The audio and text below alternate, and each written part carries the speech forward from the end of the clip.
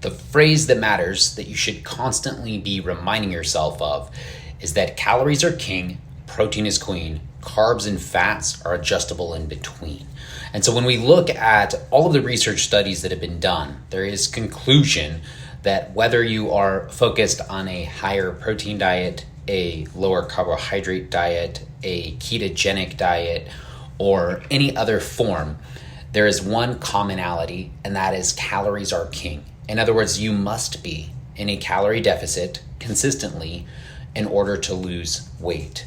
And how you create that calorie deficit is typically through food. Food is energy. That's what calories actually are.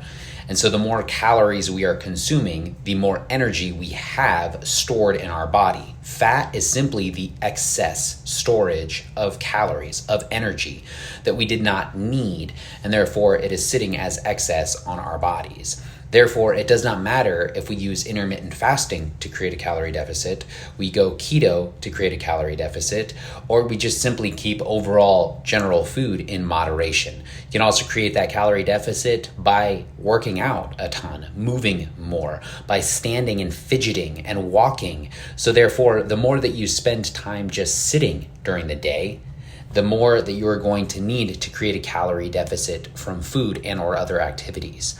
And so to consider, it's not really about I need to cut carbs, I need to cut fats, but it is that I need to create a calorie deficit first and foremost.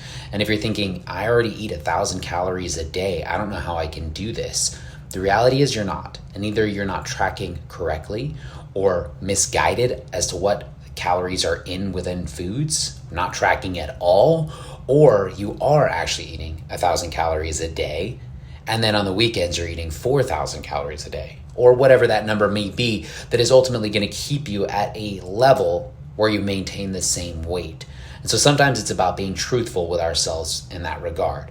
So consider that calories are king, and so we must create a calorie deficit that is maintainable and sustainable is the first and foremost. Protein is queen. That's the one that drives the ship. We need protein to feel full, to rebuild muscle, to decrease soreness, to actually let our bodies and brains function at the highest level. And then we create that calorie deficit by just moderately lowering the amount of carbohydrate and fat intake.